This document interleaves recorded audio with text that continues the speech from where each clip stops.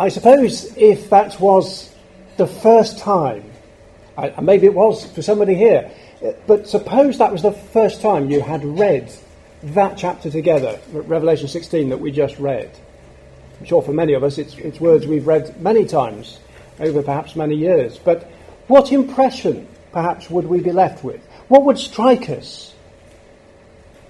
Well, there's all kinds of language in this chapter. Just to start with, and I'm not going to give a detailed exposition of all of this chapter, otherwise we would leave here very late this evening, but I'll just draw attention to verse 5. And I heard the angel of the waters say, Thou art righteous, O Lord, which art and wast and shalt be, because thou hast judged thus. There's a recognition and a desire that the Almighty and his ways and his Son is recognized as just and righteous. And there's the same acclamation there in verse 7. Even so, Lord God Almighty, true and righteous are thy judgments. And so as Abraham recorded many years ago, didn't he? Shall not the judge of all the earth do right? At the very heart of the Scriptures is that appeal to us who are mere sons and daughters of Adam, who are dust, to acknowledge the righteousness of the Almighty. And this remarkable book is really telling us, isn't it, in advance, how the Almighty is going to establish his righteousness, how he is going to be shown as right in the earth. And this great arc of history, at which we stand, as we understand it, at the end of that arc, stretching all the way from the time of the Lord Jesus to our own, and then his near return, demonstrates how the Almighty has been demonstrated as righteous and just in every generation. And here's the point. Because our understanding is that we stand at the most ultimately important point in this chapter. Here is the coming of the Lord, isn't it? Right towards the end of the chapter, as we had it there. Verse 15, Behold, I come as a thief. And in our second talk, God willing, I want to bring the extension a little closer to home and think about that for each of us. But to start with, to understand how that principle of the Almighty gathering the nations together, how we see that. You see, we just saw it, didn't we, in those opening verses that we read, of how the unclean spirits like frogs are going to be gathering together the nations. And how our world, in fact, reflects those things that have happened in the past. We often talk about the fact that the modern day approach to the way that we run civilization, the way the world thinks, the spirit of democracy that came out of the French Revolution, I'm not talking about that in detail today, but all of those things shape our world and the way that most ordinary people just think about things. Those spirits, those ways of thinking were to go into the whole world. The same word used for the inhabited earth. And the consequence is that they are going to bring together, to gather the nations. In actual fact, of course, we can read in verse 16 that it is God who is gathering them together into a place called Armageddon in the Hebrew tongue. And we'll consider that in a moment. And you see, the point is confirmed because in chapter 19 we read of a gathering together and an opposition. On the one hand, those who are gathered together to make war against him that sat on the horse, even the Lord Jesus Christ. So this world that we live in, which is the product of all of these centuries that have gone by, and that the Lord has revealed for us in this book, our world is the product, the end product of that, so to speak, even as much as we believe we are at the end of Gentile times. And they are gathered to make war. You just notice the emphasis, the connecting emphasis in those verses. The battle to make war.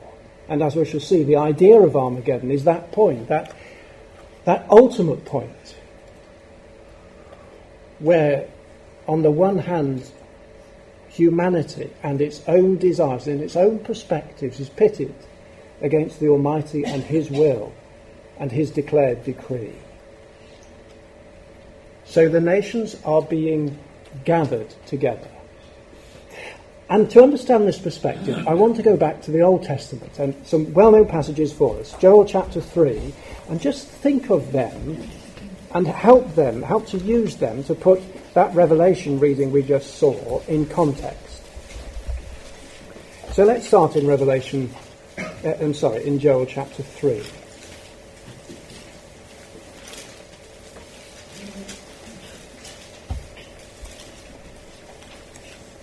Now the context is given very helpfully for us at the beginning of Joel chapter 3, for we read that, "Behold, in those days and at that time, when I shall bring again the captivity of Judah and Jerusalem." So Israel have to be in their land. Judah and Jerusalem have to be inhabited so that this prophecy can be fulfilled. And just interesting, isn't it, that in Revelation, it was in chapter 16 we read that it's the place called in the Hebrew tongue, which of course was a dead language, wasn't it, until Eliezer ben Yehuda picked it up and decreed from his perspective that it was necessary for the Jews to have that identity, and started off the process with his own son, who he said, for this to happen, for this dead language to come back to life, there has to be one child who will only ever speak Hebrew. His own son, he taught him and made sure that that was the language, and from him came this remarkable resurrection of a nation in God's hand, speaking that language. And then says verse 2, "I will also gather all nations and will bring them down into the valley of Jehoshaphat." I will gather all nations. So at the time when Israel are in their land, at the time when it could be said in the Hebrew tongue, then all nations are being gathered, just as we read in verse 14, the kings of the earth and of the whole world. Revelation 16 verse 14 told us. And why? Well, because God says he is going to plead with them there. And to plead is this word that relates to judgment. It is to enter into a controversy. In fact, it is a word really which has a technical sense, doesn't it? It is a word that means a legal pleading, if you like. There's a controversy here. It's a case that is going to be argued. And it's of significance then, isn't it, that when we read of the valley of Jehoshaphat, that it is the valley of Yahweh's judgment. Now, this clear determination of the Almighty, then, is spelt out for us. His determination is to gather the nations, that they might be gathered together. Interestingly enough, you perhaps know that in Zephaniah chapter 3, where we have that idea that he's going to gather and assemble all nations, it's that verse, interestingly, that has all the letters, as we understand it, of the Hebrew alphabet there, just to underline the point. The Jews in their land with that language resurrected. But what is this judgment about? What is this legal pleading of which we've just read in Joel chapter 3?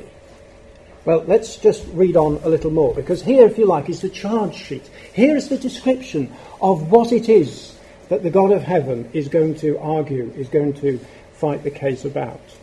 "I will plead with them there for my people and for my heritage, Israel." The people of Yahweh. His people.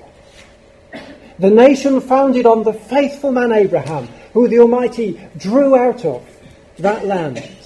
And later his nation that he drew out of Egypt for himself, that he bare them on eagle's wings and brought them to himself. That nation, God's nation. And what have the world done to it? You see the point there in verse 2. "They have scattered among the nations and parted my land." God's nation, who he put in that land, well, they've scattered them. And they've parted, that is, they have divided or apportioned the land. They've decided what shall happen. The very same word used in actual fact in Zechariah chapter 14 of the earthquake and the parting of the land. They've decided and divided up for themselves God's land, and you can see immediately the problem. And we read on that they have cast lots for my people and given a boy for an harlot and sold a girl for wine that they might drink. Gambling for the purchase of slaves, and perhaps just hinted at there, the licentiousness of the northern invader. And it's not unknown in times of war, is it, for that terrible sort of behaviour of armies to be seen. This is how, then, in the prophecy, they are going to treat God's people, this invading army, and the nations of the world at the time when Israel has returned to their land. Go on to verse 9. Proclaim ye this among the Gentiles, prepare war, wake up the mighty men. Let all the men of war draw near, let them come up. So to prepare war, to honour as sacred, some have seen in this a suggestion of a holy war. Certainly, the idea that there is a definite effort being made here. And then again, verse 11, assemble yourselves and come all ye heathen, and gather yourselves together round about. There is that same idea of the nations being gathered together against God's people, and therefore ultimately against the Almighty himself. So this idea of gathering the nations is really at the heart of God's purpose. The issue, the case which he is pleading, is to do with his people and his land. And he's gathering the nations there that it might be perfectly evident to them, ultimately, that they are, in fact, fighting against him. And that idea is so prevalent and so repeated. Verse 12, let the heathen be wakened, and come up to the valley of Jehoshaphat, for there will I sit to judge all the nations round about. So just consider, the heathen, the nations as a whole, are being wakened up and coming to that valley, because God is going to sit to judge that idea again, to plead. Because as we saw in verse 2, I will gather all nations and bring them down there.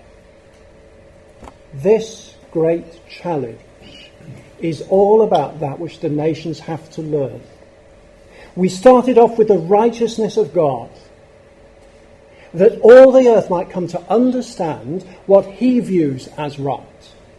The unclean spirits in Revelation 16 dictate what most people today view as right. And yet God has said, here is what is right. And I'm going to use the nation of Israel, flawed as they now are, but in that age to be brought into his covenant. He's to use that nation to demonstrate what he sees as right, which is why we read in Jeremiah 25, it is the controversy with the nations for his people and for his land. So we see the picture. He's going to gather all nations. He's going to plead with them. He's going to deal with his people Israel, who they've scattered among the nations. Because this, and there's just a clue here, thinking about that ancient nation and the opposition that there's been to Israel over centuries. It was the same, I think it's Idumea, is it, in chapter 36? I have spoken against the residue of the heathen, which have appointed my land into their possession. Now there it is. There is the issue on the line. There is God's land, and they have taken it for their own.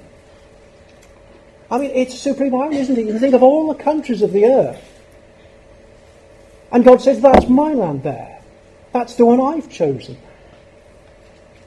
Here is Jerusalem. Let it come into your mind, he says. And all the nations say, well, we're going to have it for our own, thank you very much. And because the Almighty has said, of that nation I will bless them who bless thee, and curse him that curseth thee. That is to be the basis then of his operation and of his judgment with the rest of the world, and how they have treated his people. This brings to mind a most interesting point. We sometimes are labouring perhaps under the impression that on the one hand we have what we think of as first principles, and on the other we have prophecy. and never the twain shall meet. You know, they're in sort of entirely in different categories. And yet it's not quite as simple as that, is it? Because what we understand to be the gospel, the good news of the kingdom of God, well, that is entirely dependent upon God's promises. And what prophecy does is show us how the first principles of the gospel are in fact about God's promises. And prophecy shows and gives us assurance about how God is going to fulfill them. Whether that be on the one hand the prophecy that God made to Abraham, or on the other about how he is going to vindicate the righteousness of his name and his character on the earth. The Almighty is going to carry it out. He will fulfill his will. So Joel 3 verse 13. Put ye in the sickle, for the harvest is ripe. Come get you down, for the press is full, the fats overflow. There's detail here that I'd love to go into, but I just can't. But just for now, just let's understand and remember that we have these two stages in the process of judgment which the Almighty is pouring out. He had talks here about the sickle, just as we have it in Revelation 14, and also the vine harvest. The press is full. And there's that same picture, that same parallel in actual fact in Revelation chapter 14. But what we can say, and what we have seen already, is that the process of judgment then of the nations is being likened to harvest. We've seen that, haven't we, in chapter 3? He's going to use the sickle, which is to cut the wheat. And once you've cut the wheat, of course, you have to do something else with it, which, interestingly enough, is what verse 14 talks about. He says, multitudes, multitudes in the valley of decision. And your margin tells you that it means threshing. Precisely the same idea as we have it in actual fact in Amos chapter 1, where we have the idea of decision and threshing. And that is, so I am informed, in my ignorance of agricultural matters, that it is to beat or rub stalks of ripe corn or a similar crop to separate the grain from the husks and the straw. What a powerful picture that is. You have the wheat, but then you have to cut the wheat. But now you have a dividing process. You have to separate, as it says there, the husks and the straw from the grain. And when the Almighty comes to look at the nations then, there's an aspect of that in how he's dealing with them. So he's cutting the wheat. In Micah chapter 4, and I'm not going there now, he's going to gather the nations, we read, as sheaves at harvest. The language is very explicit. And of course, once you have cut the wheat, that is what you have to do, isn't it? And then, following up this idea we just thought about, in Micah chapter 4, verse 13, Israel is going to thresh the nations. God's nation, brought back to him, now brought back into his covenant in this picture. But you can see how that agricultural analogy is being carried forward until finally we read in Isaiah 41, the nations are winnowed. As with a brush then you take or some kind of fork, you lift all of that matter up into the air and you separate again the wheat from the chaff.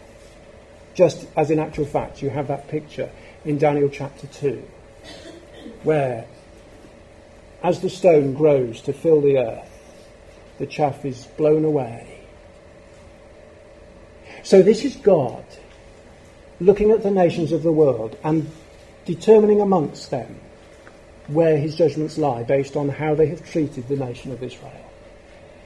And that's why, based on that extended Old Testament figure, and I've only looked in brief detail at some of the places where it occurs, that's why it's so interesting, isn't it, when we come to Revelation 16 and we read of, in the Hebrew tongue, the concept of Armageddon. So, what are we really talking about? If we were reading one of the more modern versions, well, here's, if you like, the first modern version. It doesn't sound very modern now, does it, 1881? But in fact, the Revised Version was the first version to be based upon one of those other manuscripts of the Bible that had been discovered in the years leading up to that. And people like Tischendorf, who went all around the world trying to find all kinds of other manuscripts. And he found the Codex Sinaiticus, which, let me just say here for the record, is very probably of questionable origin.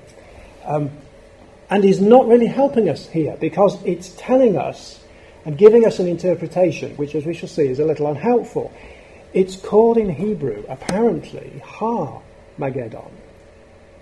And that has led commentators to the conclusion that Har is a mountain, and Megiddo is in Manasseh in Galilee, and that therefore this place, north of Israel, is to be the place of judgment for the nations. And in fact there is in Israel then Tel Megiddo in the north of Israel, which is all fine, apart from the fact that, of course, we've read of a valley, and this is a mountain. And there's another problem, which is, of course, that the whole essence and the centre that we've been reading about is how the nations are gathered against Jerusalem, which is some distance further south.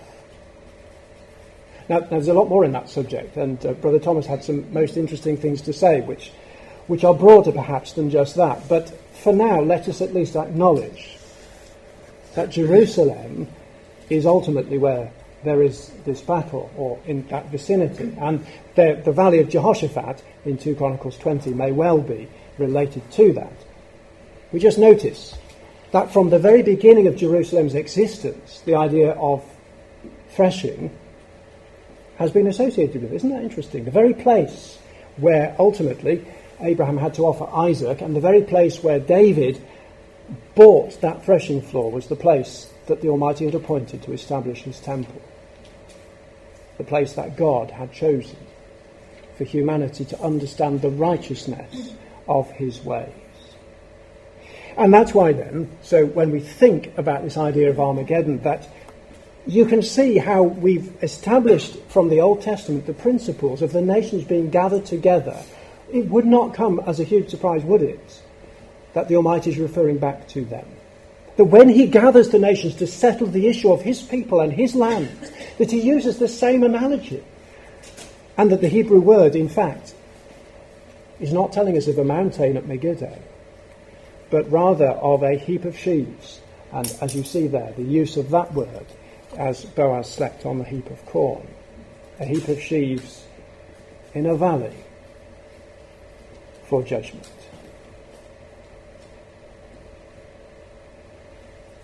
So it seems that the Almighty is using the same consistent picture through his word. He's established that he is going to settle the issue, that for generation after generation people have treated his people and his land for their own purpose. And he is going to say enough is enough. They are going to be before him as a heap of sheaves in a valley. But there is a most interesting connection. You see, we've established that it is a time when Israel have to be in their land. Joel 3 told us that. And the Hebrew tongue suggested it, I think. There is this point, that the nations have to be gathered. And we've seen that. But so also does Israel have to be gathered. We know these verses. Fear not, I am with thee. I will bring thy seed from the east and gather thee from the west. He that scattered Israel will gather him. Thou shalt come, in Ezekiel 38, the northern invader, into the land that is gathered out of many people. And God will surely assemble and gather the remnant of Israel. But here's the thing. The gathering of the nations back to God's land, the gathering of the nation of Israel back to God's land is the very thing that in the end will cause the nations of the world to be gathered against her. You see those two gatherings. How, in fact, the Almighty is using the one to gather the other. Well, let me explain why I say that. Just think about our world. There is Israel in the centre of it. What are the conditions that the Almighty has laid down as needing to be in place before this great battle can take place? Well, I'm not going to go all through Ezekiel 38, but here are some key points. It has to be the land brought back from the sword. Israel have to be the nation in the land, and most explicitly, they have to be on the mountains of Israel. And the desolate places have to be inhabited, and Israel has to dwell in the midst of the land. So very clear requirements for Ezekiel 38 to be fulfilled, and you appreciate I'm linking Ezekiel 38 then into this context. And not only so, but the position of the nation in the land has also to be, in addition to that, where they are, the condition that they are in is specified, because the northern invader comes down to take a spoil and to take a prey. There has to be a position of value and riches there in order for this northern invader to take it. Cattle and goods, silver and gold. And of course, not forgetting verse 11, they have to be dwelling safely. I shall say a little more about that, God willing, in our second talk. So 3, if you like, simple criteria. They have to be in the land, in the right place, dwelling on the mountains of Israel. They have to be prosperous, and they have to be peaceful. Well, you see, the point about the mountains is interesting. When we talk of mountains, of course, we're not talking of mountains in the way that we do in England, the English language, in terms of some great mountain. It's silly when the name of the highest mountain in the world escapes you, but whatever that mountain, Everest, thank you very much. Yes, it's not that kind of mountain, but it's these kinds of mountains. It's an interesting little study to follow up that the extent of the mountainous area of Israel is not only given to us on the map which shows us, but also within the Scriptures. If you follow up those 2 locations, you find the 2 extremities of it. And the hill country of Judah, where Mary lived, where Elizabeth lived, and Mary went to see her, is part of that. So it's no great mystery as to where that is. That, of course, as you most probably know, is that area that is known as the West Bank today. And what most of the world has forgotten, of course, is that it was the West Bank and called that because it had been the West Bank of Jordan. And before that, it had just been part of Syria.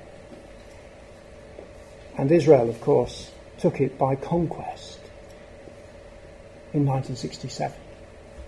And that is the fact that has brought the nations of the world in their interest, hasn't it, against that nation, because they are now in the very place that Ezekiel 38 said they had to be, where the world says they cannot be. Isn't that the greatest irony? That the very place where the Almighty said they had to be, the world says they can't be. They have taken my land into their possession. They have divided my land. So, if we think of those 3 criteria, I think we can say simply that at least part of that is reflected in where they are now. And when we think about prosperity, and I'm only going to touch on this, we can see that certainly there is the beginnings, isn't there, of the potential at least of great prosperity. Whether it relates to this only is an interesting question. But the discovery of huge quantities of oil and gas in the last few years in Israel have indeed been really quite remarkable. It's only this year that one of the blockages to the development of those has been removed.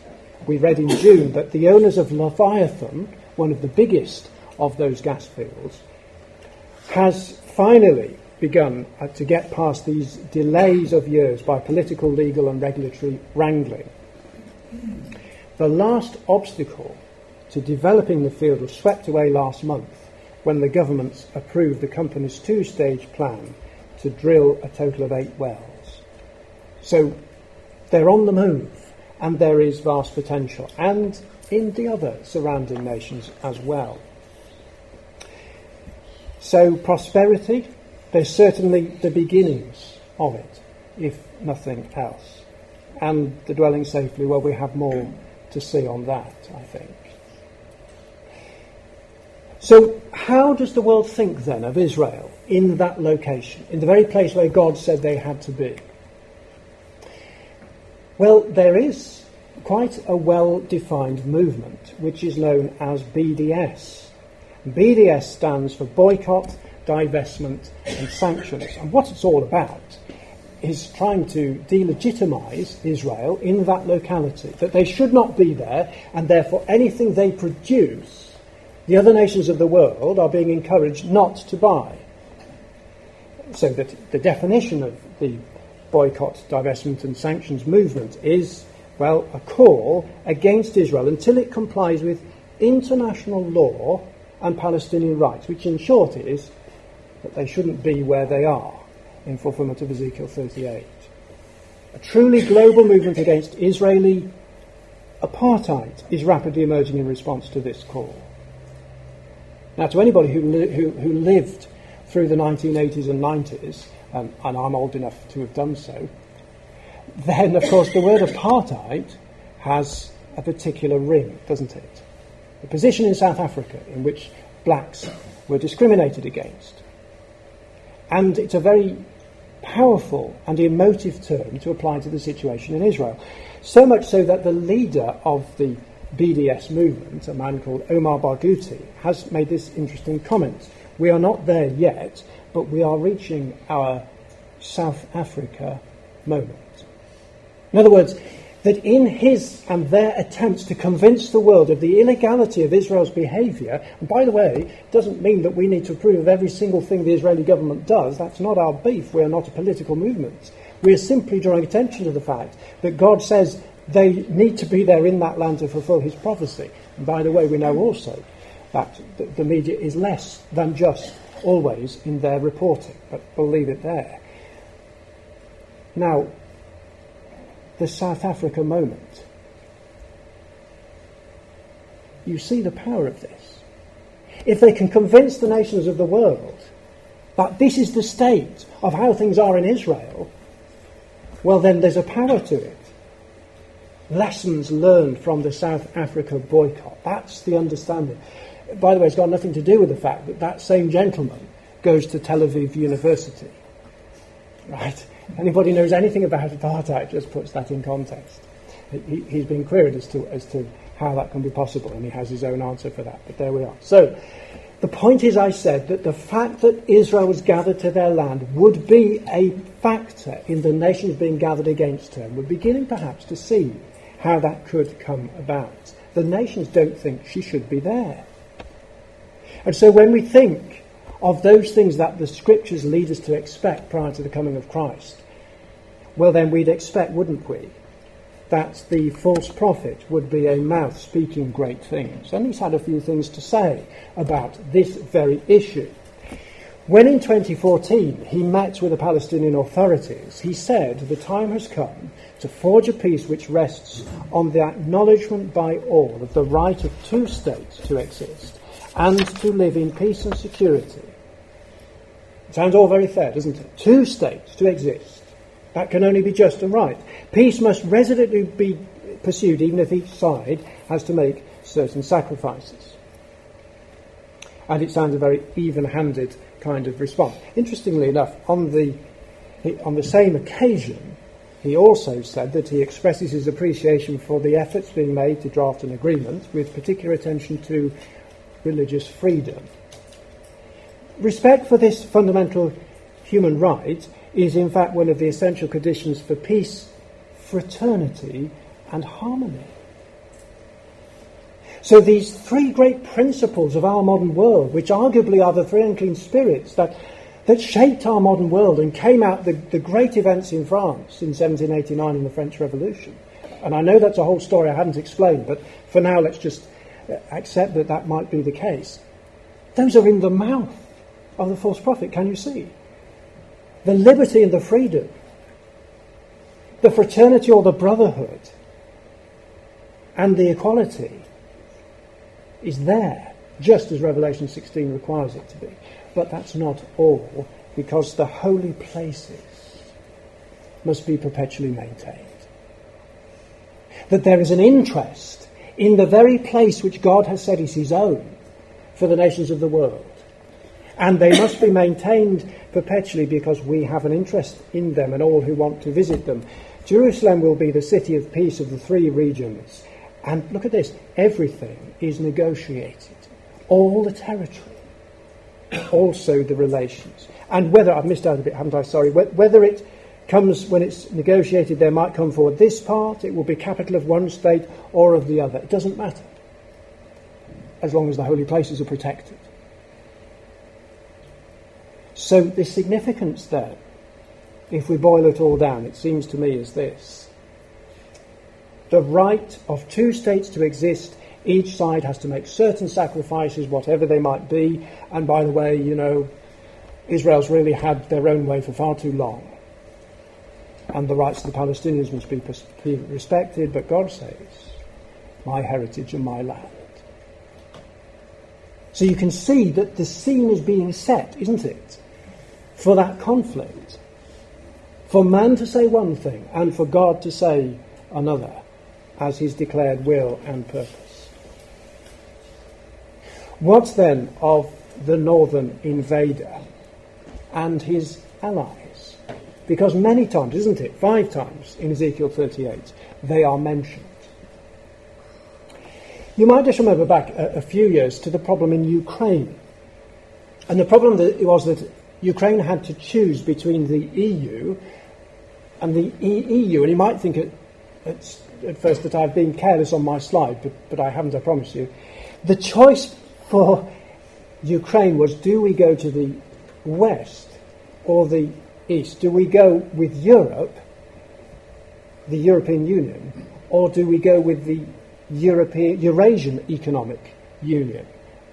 Now, you may not have heard of the Eurasian Economic Union. You may have done if you follow these things, but it's certainly not reported regularly on the BBC, I don't think. But it is, in fact, the Eurasian Economic Union is the very thing that the Russians are developing and championing against the West. And over the last few years, in fact, that was the choice that Ukraine had, whether to continue to go further and further into Europe in the West or to become part of this developing superstate, which is bound together by all these people who speak the same language and whose origins and cultural commonalities are rooted in their common Russian heritage.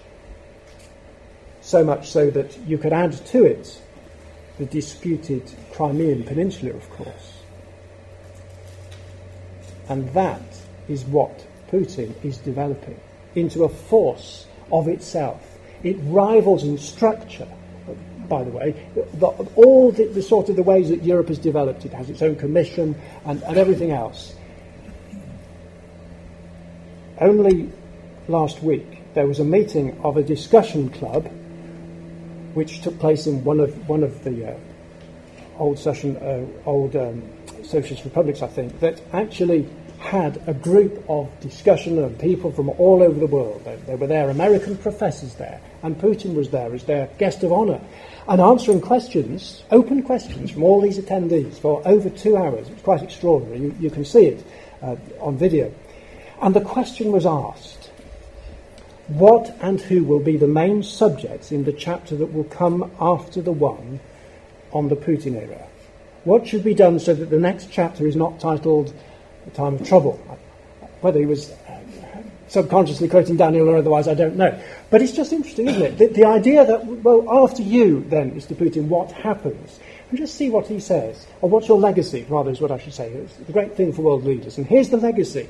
The main thing is how we manage to bring Russian society and the Russian nation together.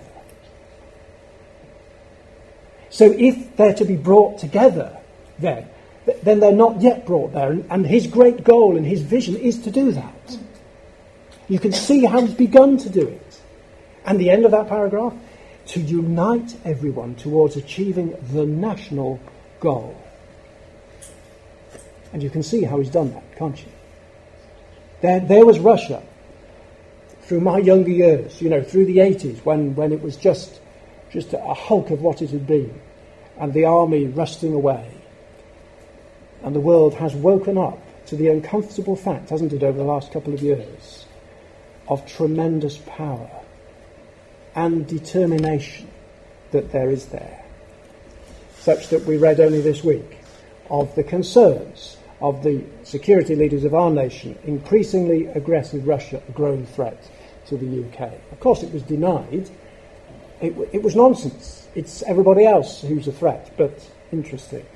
You may possibly have heard of the Moscow Victory Day parade in May 2015, when they celebrated the victory of Russia and her allies against the Nazis. And the extraordinary display of military power, hardware, people, soldiers, quite extraordinary. And there were also those there who, their friends from China. A great force. Many people with them. And there on display were all of those great armaments, to which there has now this week been added another one. Perhaps you've heard of Satan II, as they cutely named the rocket, or somebody did, that's going to go and have the ability to blow up vast numbers of humanity, should they so choose. And when they look in the Middle East, they see a nation that is beginning to show signs of prosperity in the very area which they themselves have been developing. The discovery of huge reserves looks set to put Israel well on the road towards energy, and it is likely to provide an attractive target for enemies of the Jewish state. Isn't that an extraordinary recognition by the world's media? And then, of course, there was the development and the growth and the movement of that ship towards Syria that just had to go through even our waters. And Israel, of course, had their own response to this growing threat in Syria, only just around them.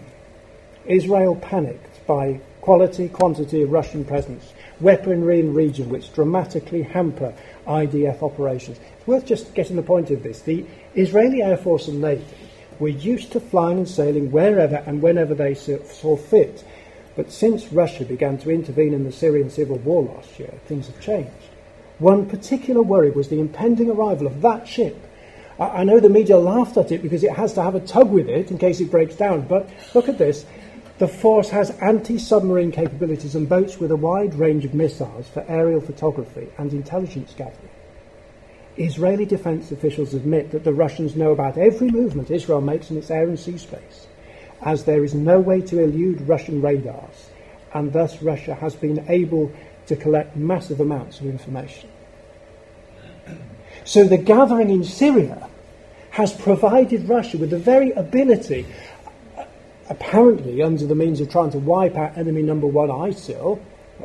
To how much effect is another open question, or to what effect and to what extent supporting Syria for their own reasons. But, well, they discovered that this strange drone that was sent into Israel was not sent as they'd initially thought by Hezbollah, but by Russia. And just notice that Russia claimed that the incident was the result of human error, rather like those strange aircraft incursions into our own airspace that were just by accident. But some people have suggested, well, perhaps they were just testing defence capabilities, well, maybe in Israel too. So what else? Just to briefly touch on this, the requirements of Ezekiel 38 were that Tarshish had an independent voice, wasn't it? That was the requirement. That at the end, and remember, Ezekiel 38 is the end picture. It doesn't tell us of all the circumstances that need to take place to get us there. But we have looked, haven't we, as a community, for Britain to be separated, to have the ability to have her own voice. And remarkably, it happened. At least the beginning of the process happened, that was decreed a seismic result for British politics. Quite what will happen and how it will happen from this point on, of course, is a matter we will watch and wait to see. But that's the requirement of Ezekiel 38 at the end. And not only so, but also with her allies, Sheba, Dedan, and the merchants of Tarshish, who have to be allied to her.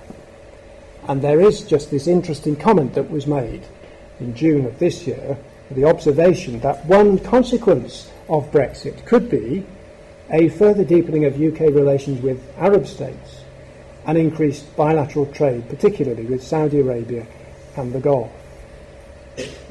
A convergence of interests where they share common objectives. So, trade and military links with the UK. And finally, to consider the EBS, or the European beast system. We've had, EMU, I remember, and the EUC and the EU. Well, the EBS, or the European beast system, is really what we're seeing, isn't it? And it's been developing, and now it's in a bit of crisis all of its own because of Brexit and other things. We mentioned Israel before. Just interestingly, that again this week, the EU declared their support for that boycott movement. Whilst they say, well, we can't delegitimise Israel itself, there's of course nothing wrong with continuing to support that movement. And that will have its own effect on those who see what they say. But I rather like this picture. This is actually in the EU Commission building on the morning after the Brexit vote. And there you see they have the BBC News on, and they're finding out, like everybody else, what's been going on. And there they are going to debate and to discuss their next move. And interestingly, they started to think about that, and their response was, well, obviously what we have to do is to deepen the EU integration in the space of Britain going off somewhere else. And with Britain, which had always adamantly opposed an integrated EU military policy, Berlin sees an opportunity for reviving its EU military capability. And after that, well, Italy put out its own proposal for an EU army that was even more closely linked together. Because Britain has always opposed that integrated EU army, and now they feel able and necessary to go ahead with it. So, whilst the end picture is what we're given, the trends are interesting, aren't they? Which way precisely it will go, we shall have to wait and see. But the picture is clear at the end. A group of nations who are being brought into the land to oppose the Almighty and His will and His people. Russia, developing it as a military, economic, political superpower. And perhaps with a need to gain some of that oil and gas in the end. Tarshish, an independent voice, her allies, and of course the EU there. Well, I have 2 points just to finish with. The first is just a reflection on the impact of Brexit for Russia. In parallel to European fissures, as Europe is in danger of breaking apart, Putin is consolidating strength. He's restored autocratic rule at home, crushing all serious dissent, and mobilising popular support through foreign war. He stopped NATO's expansion by invading Georgia in 2008, and slowed EU expansion by invading Ukraine in 2014. He's increased Russia's economic hegemony, his control, in other words, all kinds of different kinds. He's increased Russia's control in large parts of the former Soviet Union by building the EEU that we mentioned, and as a result of his military intervention in Syria, Putin is expanding Russia's presence in the Middle East as Europe and the United States pull back. That's why, isn't it, Brother Thomas wrote a book called Russia Triumphant and Europe Chained. The picture is beginning to fit those expectations that our brethren have had for a long time. My final slide for this talk. The future movements of Russia are notable signs of the times because they are predicted in the scriptures of truth. When Russia makes its grand move for the building up of its image empire, then let the reader know that the end of all things as at present constituted is at hand. The long expected but stealthy advent of the King of Israel will be on the eve of becoming a fact, and salvation will be to those who not only looked for it, but have trimmed their lamps by believing the gospel of the kingdom unto the obedience of faith, and the perfection thereof in fruits meet for repentance. So if it is the case, brothers and sisters, that the Lord is at the door, what should that mean for us? How will the future be for us and for the world as the Lord approaches? This we shall consider in our second talk.